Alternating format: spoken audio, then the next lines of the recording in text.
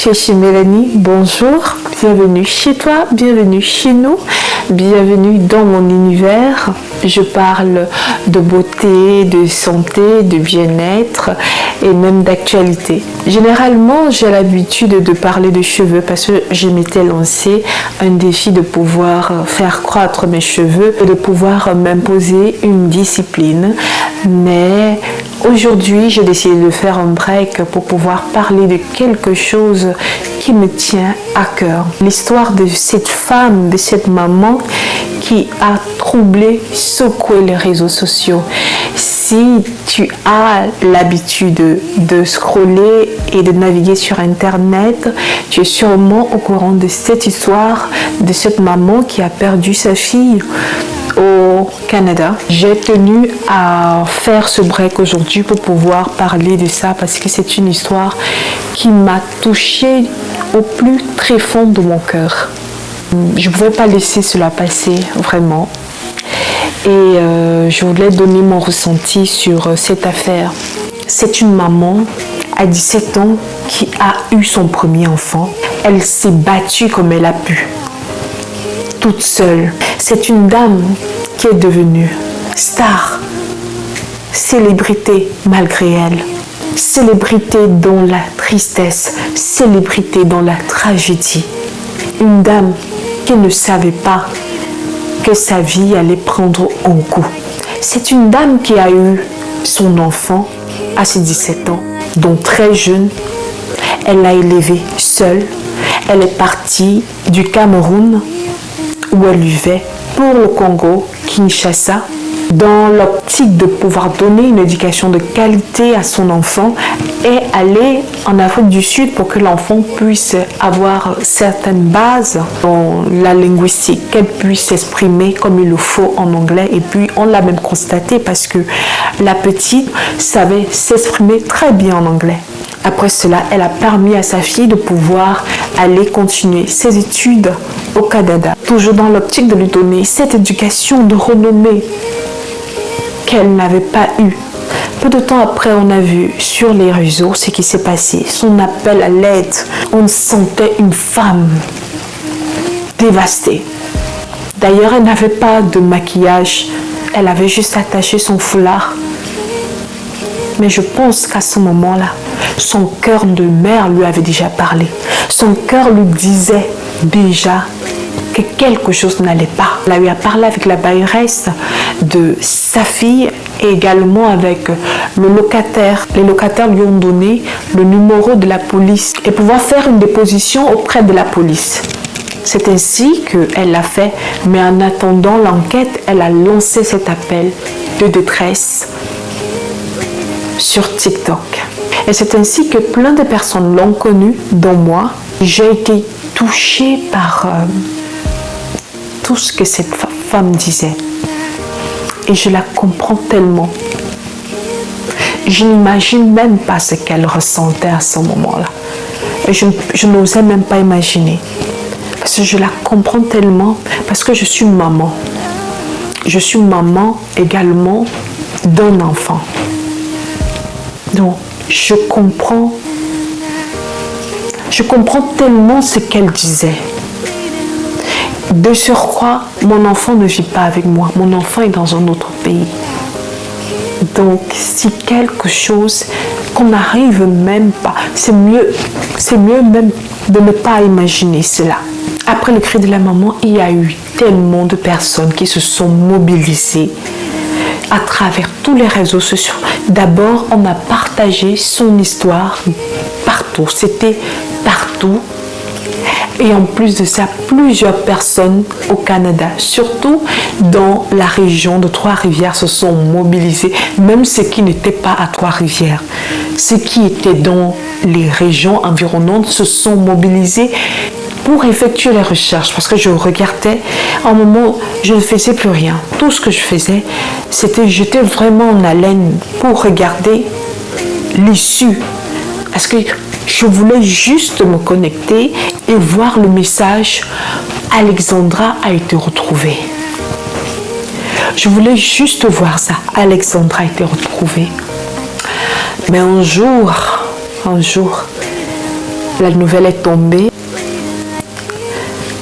La police a fait l'annonce que le corps de la petite Alexandra avait été retrouvé dans le lac. Ça a été comme une sorte de courant électrique à l'annonce de cette nouvelle.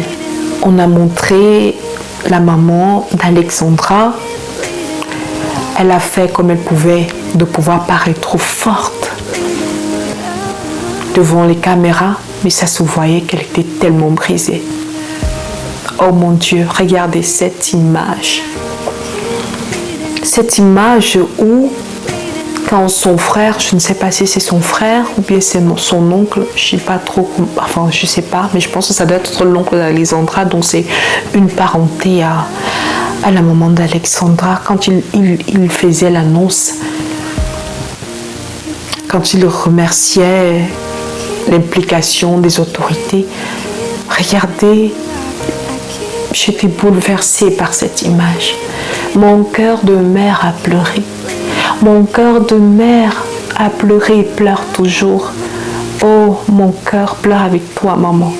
Mon cœur pleure avec toi, maman. Toutes les mamans du monde entier pleurent avec toi, maman. Sois fortifiée. Sois fortifiée, maman. Je t'envoie beaucoup d'amour, maman. Cette image m'a brisée davantage. Je ne parle même pas de cette vidéo, de l'appel en détresse, celle qu'elle a faite à la femme, ma fille. Comment vivre? Je demande à tous ceux qui vivent à Trois-Rivières, s'il vous plaît, aidez-moi à retrouver mon bébé. À toute personne qui a des nouvelles d'elle, aidez-moi à retrouver cette fille, cette jeune fille qui est venue au Canada parce que c'est un beau pays, c'est un bon pays qui offre tellement de choses. Un pays avec beaucoup de sécurité, un pays pour un avenir meilleur, comme j'ai toujours dit, comme je lui ai toujours dit. Je dis ce que j'ai pas eu. Toi, je vais te l'offrir à toi, mon bébé. Toi, tu l'auras. Aidez-moi. Aidez-moi, je suis une maman perdue. Je suis une maman perdue et je suis une maman triste. Je suis une maman qui ne sait pas quoi faire. Qu'est-ce que je peux faire en ce moment? Mon bébé me manque. Mon bébé me manque. Mon bébé me manque. Contactez la police canadienne. Contactez la police québécoise, la police de Trois-Rivières, la police de, je ne sais pas, du monde entier. De tout ce que vous pouvez contacter, je ne sais pas, mais aidez-moi. Aidez-moi à pouvoir boire de l'eau, aidez-moi à pouvoir dormir, aidez-moi à pouvoir manger, aidez-moi à pouvoir continuer à vivre, parce que sans ma fille, ma vie prendra fin, parce que je l'appelle ma vie, je l'appelle mon essentiel, elle passe avant tout. Elle, c'est ma vie. Elle, c'est mon tout. Aidez-moi. Je ne vis plus. Je ne vis plus. Je n'ai plus de vie. Je n'ai plus de vie. Je me sens mal.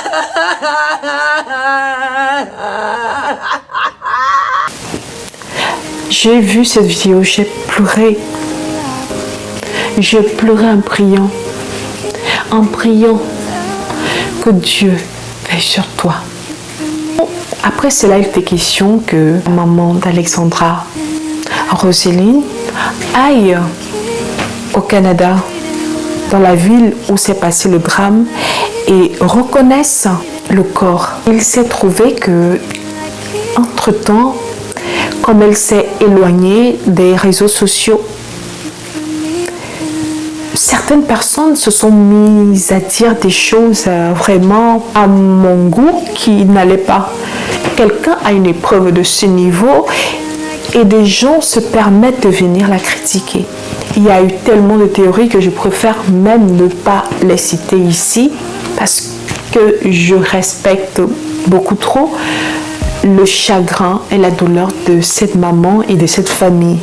Cette maman est sortie, elle a fait une vidéo où elle a remercié tout le monde du fait qu'on lui a apporté du soutien, du fait qu'il y a plein de personnes qui se sont mobilisées, du fait que plein de personnes lui ont écrit. Ça a été tellement émouvant de pouvoir voir comment est-ce que elle est forte. Dans tout ce qui arrive, il faut savoir tirer des conclusions. Cette histoire est un rappel de l'importance des relations que nous entretenons avec nos proches à distance. S'il vous plaît, donnez des nouvelles. Donnons des nouvelles, même par rapport à notre localisation. Quand on se déplace, surtout si on vit dans un pays étranger, il vaut mieux envoyer les informations à quelqu'un de sûr, qui nous approche. Dans ce monde, maintenant, tout va tellement vite. Alors, prenons le temps qu'il faut pour envoyer un petit message afin de pouvoir donner des nouvelles. Parce qu'on ne sait pas. On ne sait pas ce qui peut arriver. Prenons soin de nos proches. Et ceci nous interpelle à être soudés, à profiter des moments de la vie. C'est juste un rappel, car on ne sait pas de quoi demain est fait. Nous prenons tout pour acquis, n'est-ce pas? Mais en une seule seconde, tout peut basculer. Prenons conscience de chaque minute que nous vivons. Nous perdons beaucoup de temps dans des choses vaines. À quoi servent des guerres? À quoi sert la haine? À quoi sert la haine? À quoi servent les jalousies? À quoi servent les convoitises? La vie n'est pas un acquis. La vie est un précieux cadeau que nous devons chouchouter chaque seconde que nous passons. À toi, la maman d'Alexandra. Tu es une femme forte, une femme avec un caractère forgé, un mental d'acier. Ça se voit à travers ta gestuelle, à travers ton attitude, que tu contiens ta douleur et ta souffrance, maman. Mais on sait bien que c'est dur pour toi. On sait à quel point tu souffres. On n'imagine pas parce que c'est inimaginable. Mais on sait que tu continueras d'être debout. Continue d'être debout, maman. Oui, ce ne sera pas facile. Je n'ai pas les mots pour pouvoir te consoler, maman. Mais je connais la perte d'un être cher. C'est une disparition qui marque à vie. Combien de fois la perte de son enfant? Maman, puisse Dieu vous fortifier. Merci pour la foi que vous gardez. Je demande au Seigneur de me donner la force. Et j'ai demandé même à ma fille, j'ai dit, donne-moi la force. Donne-moi la force de m'apaiser, d'apaiser cette douleur, de continuer sans toi ma vie, mon essentiel, mon bébé. Donne-moi cette force. Pour tous ceux qui croient en Dieu, n'arrêtez pas de croire en Dieu parce que vous avez prié pour qu'on retrouve Alex en vie et que ça n'a pas été le cas. Non. N'arrêtez pas de croire à votre Dieu. Je vous en prie, soutenez cette maman. Je parle à vous, sa famille. Ne la laissez pas. Peu importe les conflits dans lesquels vous êtes, parce que ce qui est certain, dans toutes les familles, il y a des situations. Je vous en prie, soutenez cette maman. Maintenant, avec tout ce qui se passe, des gens voient qu'elle souffre, même si elle se retient, même si elle serre ses dents. Ça se voit que c'est une femme qui a un mental d'acier. Elle fait tout pour parler avec force. Soyez fortifiés, maman.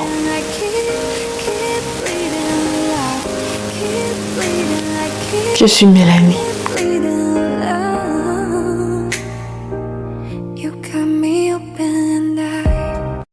You got me up and I can't